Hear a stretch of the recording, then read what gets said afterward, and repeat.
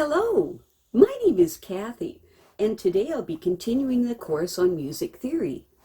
But before I do, I wanted to tell you that I have a great many videos now on many different topics, and so I've decided to make several different video playlists so that it's easy to find the videos of greatest interest. So please check out my playlist page.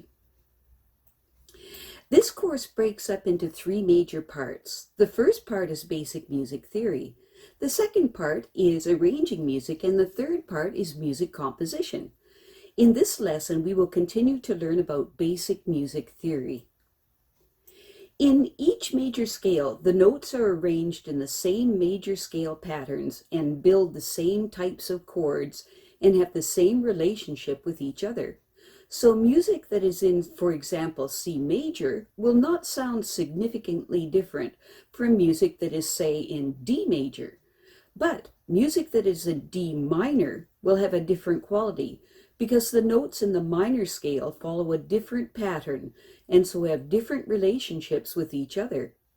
Music in minor keys has a different sound and emotional feel and develops differently harmonically.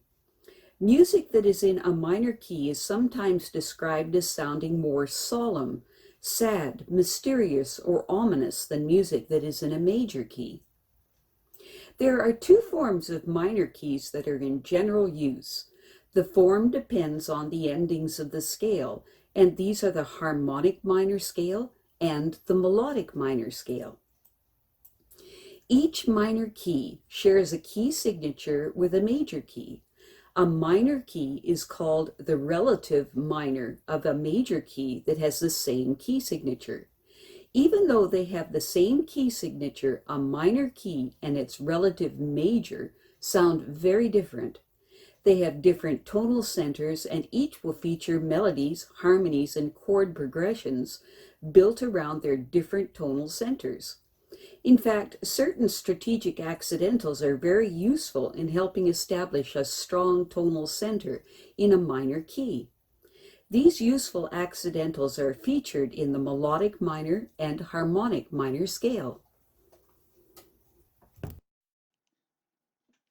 The interval patterns for major and natural minor scales are basically the same pattern, starting at different points.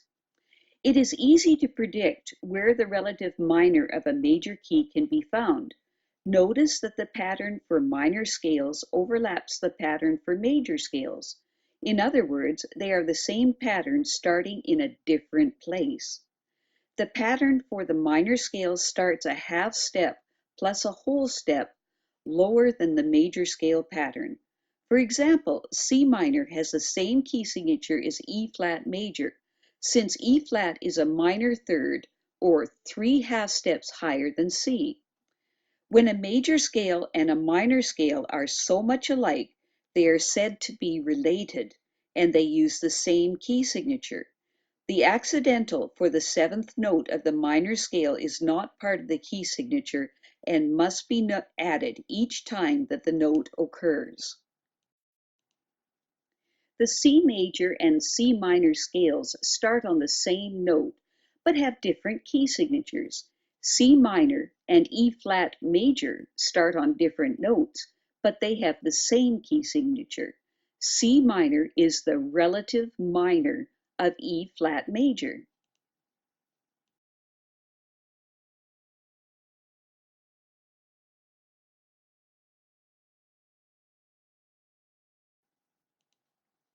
The scale that is created by playing all the notes in a minor key signature is a natural minor scale.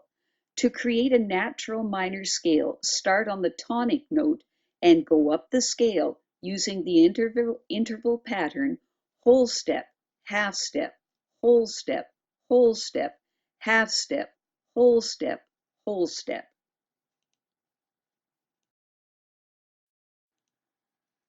The harmonic minor scale raises the seventh note of the scale by 1/2 step, whether you are going up or going down the scale. Harmonics in minor keys often use this raised seventh note in order to make the music feel more strongly centered on the tonic. In the melodic minor scale, the sixth and seventh notes of the scale are each raised by 1/2 step when going up the scale, but return to the natural minor when going down the scale. Melodies in minor keys often use this particular pattern of accidentals, so instrumentalists find it useful to practice melodic minor scales. In your manuscript pad, write an ascending harmonic minor scale using these notes as the tonic. Then write an ascending and descending melodic minor scale using these notes as the tonic in your manuscript pad. I will supply the answers so that you can check your work.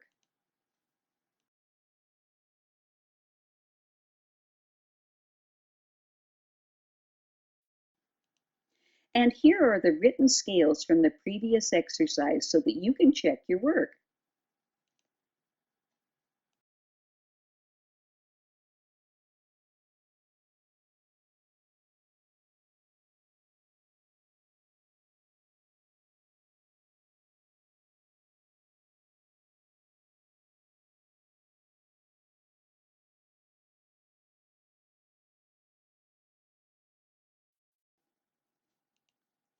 Here is a graph that shows the minor scales and their key signatures in relationship to their relative major scales.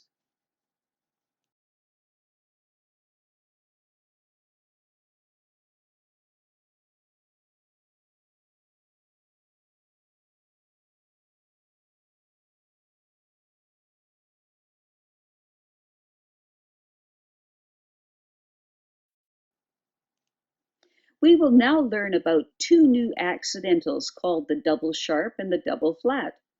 The double sharp raises a sharpened note another semitone or half step, or raises a natural note a whole tone or a whole step. The double flat lowers a flattened note another semitone or half step, or lowers a natural tone a whole tone or whole step. When a double sharpened note is followed by the same note with a single sharp, the second note may be written with a single sharp or with a natural and a single sharp. A similar procedure is used when a double flatted note is followed by the same note with a single flat. The notes of a scale have a special or technical name. The first note is called the tonic, and it is the key note. The second note of the ascending scale is called the supertonic. The third note of the ascending scale is called the mediant. It is the note that is halfway between the tonic and the dominant note. The fourth note of the ascending scale is called the subdominant. This is the note which is a fifth below the upper tonic note. The fifth note of the ascending scale is called the dominant. This is the note which is a fifth above the tonic. The sixth note of the ascending scale is called the submediant. This is the note that is halfway between the subdominant and the upper tonic. The seventh note of the ascending scale is called the leading note. This is the note which leads up to the upper tonic, and then the pattern repeats itself. And here are the musical terms to memorize for this week. Ritenuto, slower. Rallentando, gradually slower.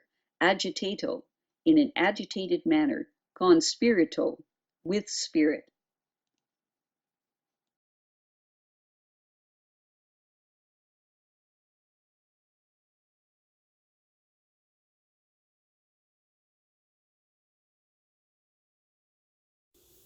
I have a great many videos now on many different topics, and so I've decided to make several different video playlists so that it's easier to find the videos of greatest interest. So please check out my playlist page. Well, that's it for now. To stay up to date with my latest videos, make sure to subscribe to this free YouTube channel by clicking the red subscribe button right below this video. Take care.